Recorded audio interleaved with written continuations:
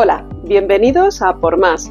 Mi nombre es Susana, por si eres nuevo por aquí, y hoy vamos a dar una explicación a movimientos como el que surge cuando te arrastra un río y pretendías atravesarlo, pero la corriente ha hecho de las suyas. O cuando lanzas una pelota a canasta y surge esa parábola. Y no solo eso, ¿por qué no? Conocerlo a la perfección para poder maximizar tu rendimiento en cada tiro. Si te fijas, es curioso simplemente ya la trayectoria parabólica esa, ¿no? No sé si tú lo has preguntado alguna vez, pero si es así, la explicación la tenemos en la composición de movimientos. Aquí, en Por Más, el canal donde, ya sabes, sumamos conocimientos, restamos dudas, multiplicamos motivación y si quieres despejar la X de tu potencial, comenzamos. Para entender el concepto de composición de movimientos, vamos a analizar esta imagen. Aquí vemos unos individuos caminando sobre una cinta en movimiento, probablemente la que habéis visto alguna vez en los aeropuertos. Este es un caso muy sencillo, porque ambos se producen en la misma dirección y sentido. Por lo tanto, si yo quiero saber la velocidad que llevan los individuos en relación al suelo que está completamente quieto, basta con que yo sume las velocidades, la del individuo y la de la cinta, como si fueran números. Por eso es lo sencillo de este ejercicio. La cosa se nos complica un poco más cuando estamos tratando un ejemplo como este de la barca. En realidad tenemos una barca que está atravesando un río. La situación es la siguiente. Tenemos un río, la corriente del agua, que va en este sentido que estoy indicando aquí, y la barca que en un principio pretende ir perpendicular, ¿veis? Desde una orilla hasta la otra. Llamo v sub b a la velocidad de la barca y v sub c a la velocidad de la corriente del río. De tal manera que, igual que en el primer caso, también vamos a tener la composición de dos movimientos, pero en este caso tenemos movimientos que son perpendiculares entre sí, como digo, el de la barca y el de la corriente del río. Entonces, el de la barca va a tener unas ecuaciones del movimiento. Entonces, esas ecuaciones va a ser: posición de la barca es la velocidad por el tiempo que esté la barca en movimiento, y la velocidad de la barca va a ser v sub i. En este caso hemos supuesto un movimiento rectilíneo uniforme, de igual manera que el de la corriente. Estoy suponiendo un movimiento rectilíneo uniforme para el agua que atraviesa el río.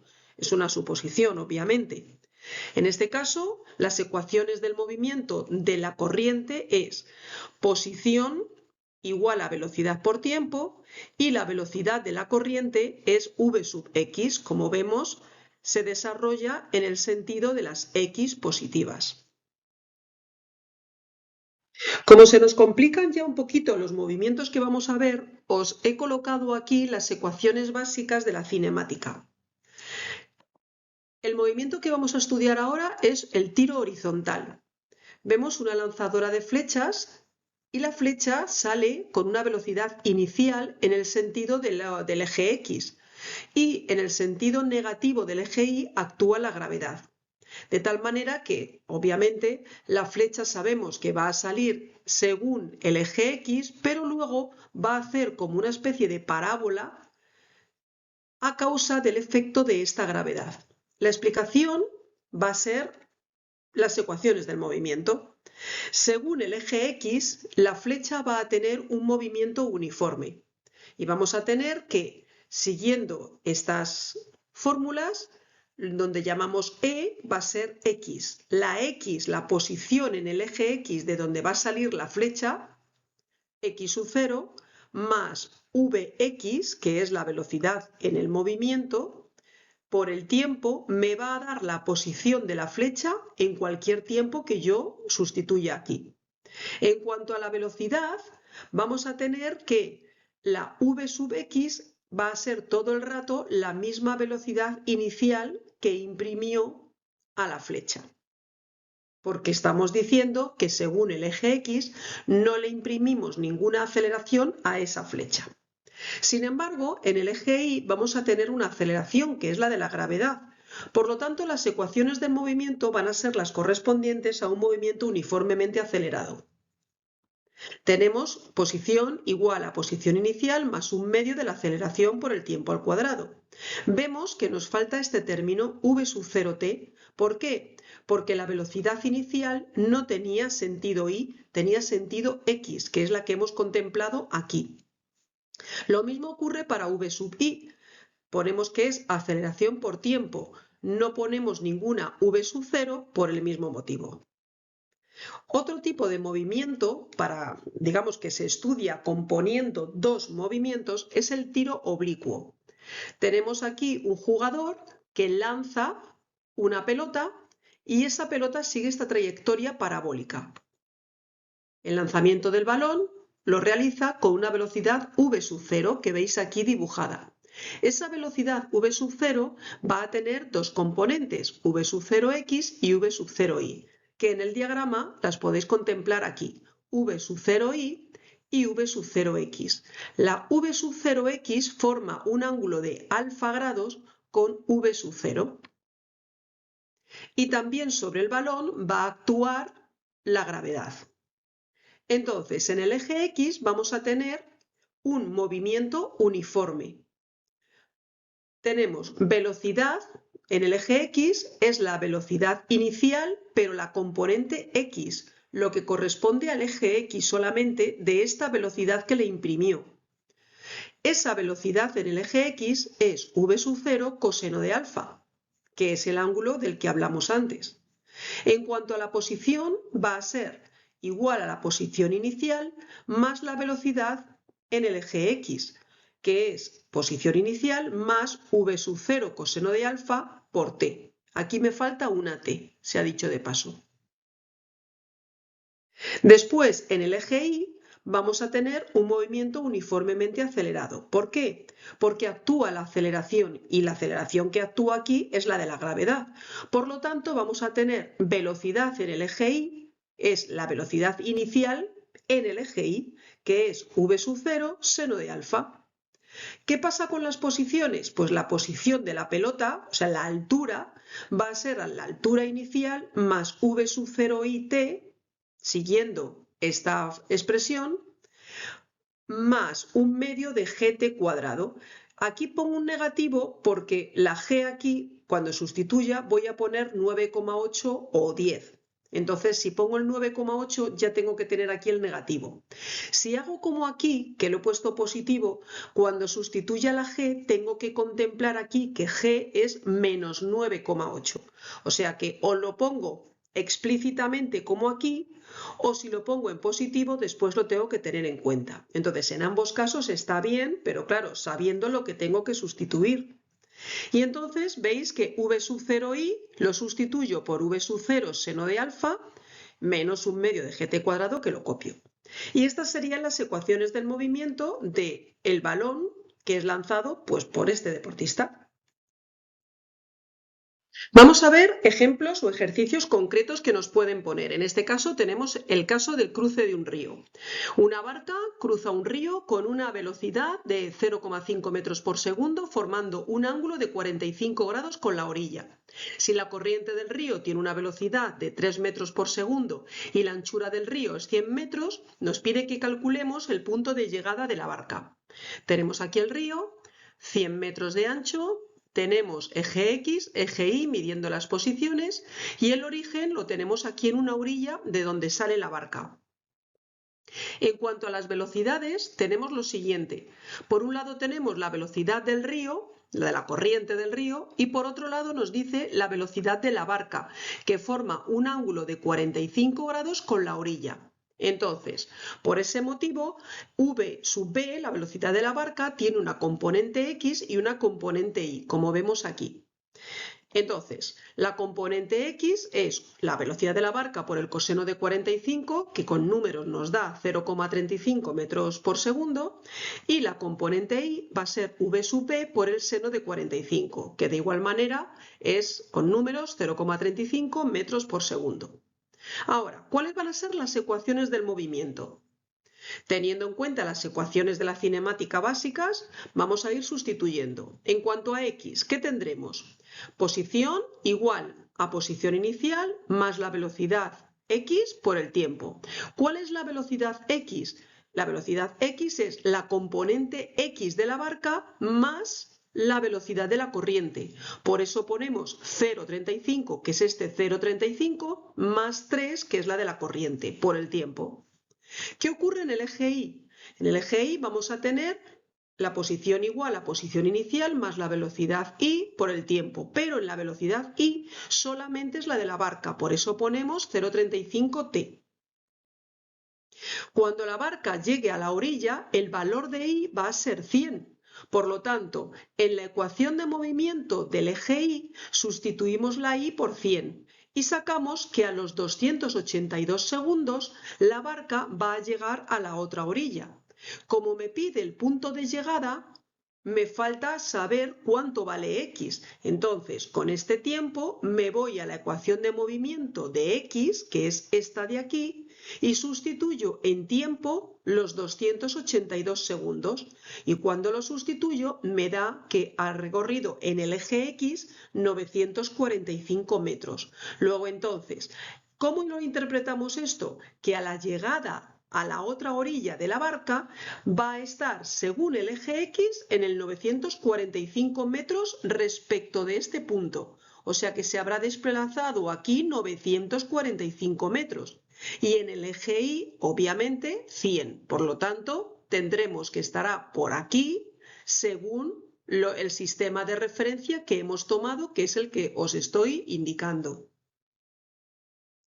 Otro ejemplo que nos pueden plantear es el caso del tiro parabólico. Tenemos este ejercicio en el que nos habla de que lanzamos horizontalmente un objeto desde una ventana con una velocidad de 15 metros por segundo situada a 20 metros. Nos pide que calculemos las ecuaciones del movimiento, el punto en el que el objeto toca el suelo y por último la velocidad con la que llega al suelo. Tenemos aquí la situación. Esta es la trayectoria que seguiría el objeto lanzado desde una ventana que está colocada a 20 metros y en el eje X vemos que actúa una velocidad inicial de 15 metros por segundo. Sobre el eje Y no nos olvidemos que está la gravedad de menos 9,8 metros por segundo al cuadrado, que luego vamos a manejar como menos 10 metros por segundo al cuadrado. Para encontrar las ecuaciones de movimiento nos vamos a basar en las ecuaciones básicas de la cinemática. Entonces tendremos ecuaciones del movimiento según el eje X, que van a ser las siguientes. La velocidad, 15, ¿por qué? Pues porque no actúa ninguna aceleración, estamos suponiendo que es un movimiento uniforme. La única aceleración que actúa es la de la gravedad y esa se produce en el eje Y. Y en cuanto a las posiciones en el eje X, al ser un movimiento uniforme, tenemos que es velocidad por tiempo. Sin embargo, en el eje Y vamos a tener que la velocidad es de la aceleración, menos 10 o menos 9,8 por el tiempo, y luego las posiciones van a ser posición inicial, 20 metros, menos un medio por 10, que es lo que me da este menos 5t cuadrado. Cuando nos piden el punto en el que el objeto toca el suelo, lo que estamos diciendo es que I va a valer 0 en ese momento. Por lo tanto, me voy a la ecuación de movimiento de la I y sustituyo I por 0, de tal manera que obtengo que t cuadrado es igual a 4. Por tanto, t es 2 o menos 2. Menos 2 no tiene sentido porque no hay un tiempo negativo. Por lo tanto, a los 2 segundos es cuando toca el suelo, a los 2 segundos de ser lanzado. Por tanto, como me piden el punto en el que el objeto toca el suelo, me voy después con ese tiempo a la ecuación de movimiento de la X. Sustituyo t por 2 y me da que está a 30 metros. O sea, 30 metros desde donde fue lanzado es cuando ya toca el suelo y eso se produce además a los 2 segundos de ser lanzado. Por último, nos pedían que calculáramos la velocidad con la que llega al suelo. Entonces, para eso vamos a considerar las ecuaciones del movimiento referentes a la velocidad. Según el eje X tenemos que es 15, pero según el eje Y tenemos que es menos 10t. Recordemos que según el eje X el movimiento era uniforme y según el eje Y teníamos que el movimiento era uniformemente acelerado. Por tanto, teníamos velocidad por el tiempo. Cuando llega al suelo, es decir, a los 2 segundos, la v sub i va a ser menos 20. Este negativo significa que está dirigida hacia abajo. La situación que tenemos es la siguiente. Si este es el suelo, la velocidad con la que llega es esta. Por lo tanto, va a tener una velocidad x y una componente v sub i.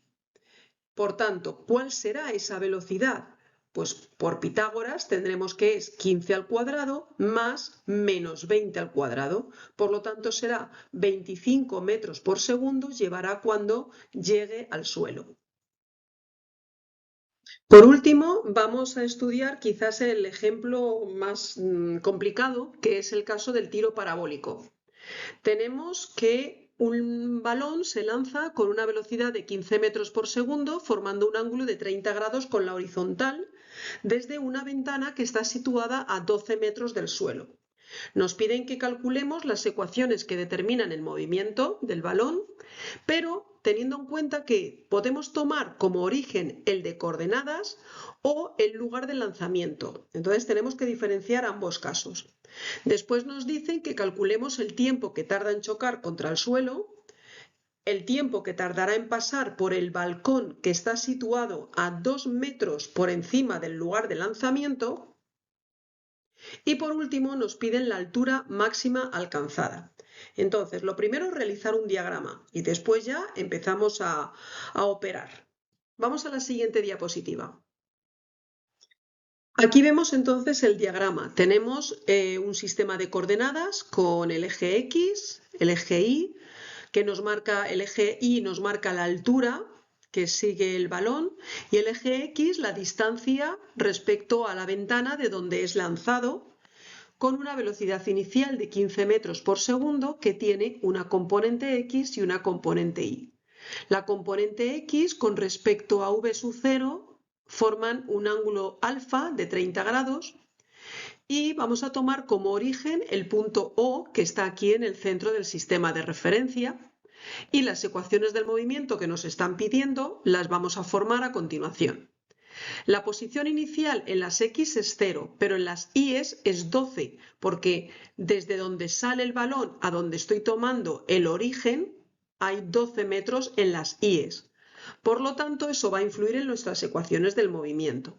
La velocidad en X es 15 por el coseno de alfa, simplemente por trigonometría, aplicando números me da 13 metros por segundo, y la componente Y de la velocidad 15 por el seno de alfa, que de nuevo, poniendo que el seno de 30 es un medio, me da 7,5. La única aceleración del movimiento es la de la gravedad, que es menos 10 metros por segundo al cuadrado, y tomamos aquí las ecuaciones básicas de cinemática. Por lo tanto, vamos a formar las ecuaciones de movimiento según el eje X y según el eje Y. Según el eje X tenemos un movimiento uniforme, por tanto la velocidad es 13 y la posición 13 por t, velocidad por tiempo. No hay aceleraciones, por lo tanto tenemos que el espacio, la posición inicial en las X es 0, tal y como hemos dicho aquí, se nos quedan así de sencillas. Sin embargo, en el eje Y tenemos la componente Y de la velocidad es velocidad inicial, pero cogiendo 7,5, la componente Y, más la aceleración por el tiempo, pero la aceleración es menos 10. Entonces nos queda así la velocidad. En cuanto a la posición, tenemos que coger la posición inicial. Sustituimos este 12 aquí, ¿vale? Posición inicial, más la velocidad inicial, que es el 7,5 que hemos calculado, por el tiempo, este tiempo lo ponemos aquí, y luego más un medio de a por t cuadrado es un medio por menos 10, de ahí que me dé menos 5t cuadrado. ¿Qué ocurriría si tomamos como origen el punto de lanzamiento?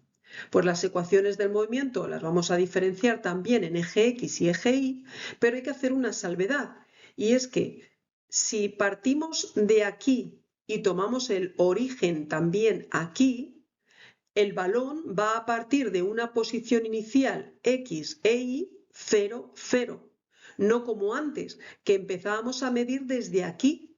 Por lo tanto, partía en las I's de 12 metros, pero si empiezo a medir desde aquí, el balón sale desde X sub 0 igual a 0 y desde Y sub 0 igual a 0.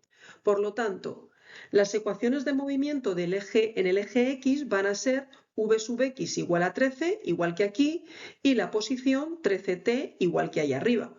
Sin embargo, en el eje Y ya va a cambiar, porque la velocidad en el eje Y va a ser velocidad inicial, 7,5, más aceleración por tiempo, que es menos 10 por t. Y en cuanto a las posiciones, va a ser posición inicial 0, no 12, como habíamos colocado aquí o aquí, sino que va a ser 0, más 7,5t, eso es igual que aquí arriba, menos 5t cuadrado, exactamente igual que aquí arriba. El apartado B nos pedía que calculáramos el tiempo que tarda en chocar contra el suelo. Vamos a analizar dos casos, igual que antes. Supongamos que el origen está en el suelo y luego vamos a suponer que el origen está en el punto de lanzamiento. Si el origen estuviera en el suelo, cuando vuelve hacia el suelo, cuando vuelve a chocar después de toda la trayectoria, la Y va a ser 0. Por lo tanto, tomo la ecuación del movimiento y sustituyo Y por 0. Y de aquí sacaría el tiempo que me están pidiendo. Pero ¿qué ocurriría si el origen está en el punto de lanzamiento del balón? Entonces cogeríamos la ecuación del movimiento, en ese caso, y sustituiríamos Y por menos 12. Entonces tendríamos esta ecuación del movimiento. Pero ¿qué ocurre? Que si comparamos la anterior con esta, son iguales, porque este menos 12 pasaría acá con más 12 y coincidiría con la primera. Por lo tanto, en ambos casos, lógicamente, tenemos la misma solución para el tiempo. Resolvemos la ecuación de segundo grado, denegamos la solución negativa, no nos interesa un tiempo negativo, obviamente, y nos quedamos con que tras 2,47 segundos el balón choca contra el suelo. Ahora, en el apartado C nos pide que calculemos el tiempo que tarda en pasar por delante de un balcón situado a 2 metros por encima del lugar de lanzamiento. De nuevo, vamos a considerar si el origen está en el suelo o en el punto de lanzamiento. Si suponemos que el origen está en el suelo, lo que nos está pidiendo es el tiempo en el que el balón se encuentra a 14 metros sobre el suelo. Por lo tanto, tomaremos la ecuación del movimiento, en este caso, cuando el origen era el suelo, y donde ponía I, lo igualamos a 14, y de aquí obtendremos el tiempo. Si hacemos que el punto de lanzamiento sea el origen, lo que nos está interesando es cuando I vale 2. Tomamos la ecuación del movimiento en el caso en el que el sistema de referencia o el origen esté en el punto de lanzamiento, que era esta, y donde ponía I lo igualamos a 2. De nuevo volvemos a obtener dos ecuaciones equivalentes. Resolviendo esta ecuación de segundo grado, obtenemos dos soluciones, 1,15 y 0,35 segundos. Esto tiene una interpretación y es que tras el lanzamiento tarda 0,35 segundos en pasar por esa altura según sube el balón seguirá subiendo, pero luego vuelve a bajar. Cuando vuelve a bajar, pasa a esa misma altura y el tiempo que ha pasado ha sido 1,15 segundos según baja desde que se lanzó. O sea que hay dos tiempos en los que el balón pasa a una misma altura. Si nos piden entonces calcular la altura máxima alcanzada, imponemos una condición que tenemos en ese punto, y es que la componente y de la velocidad es 0. ¿Por qué? Porque ya no va más hacia arriba. Entonces, eso lo empleamos en la ecuación del movimiento de v sub i. Al igualarla a 0, obtenemos el tiempo, que son 0,75 segundos, que tarda en llegar a la altura máxima, pero cuando queremos calcular la altura máxima, nos vamos a la ecuación del movimiento de la I. En ella sustituimos en t 0,75 segundos. Pero ¿qué ocurre? Que tenemos una ecuación si el origen está en el punto de lanzamiento y otra ecuación si el origen está en el suelo. Si sustituimos t por 0,75 en ambas, lógicamente nos va a dar en la primera i 2,81 y en la segunda 14,81.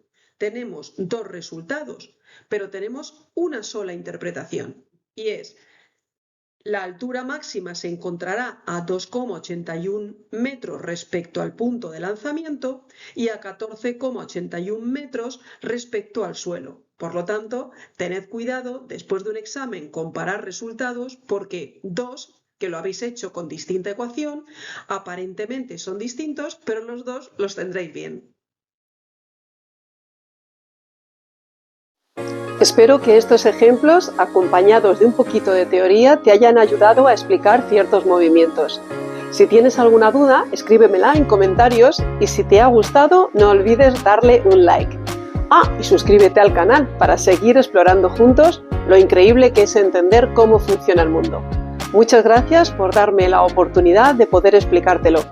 Nos vemos en el próximo vídeo. Chao, adiós. Okay, let's go.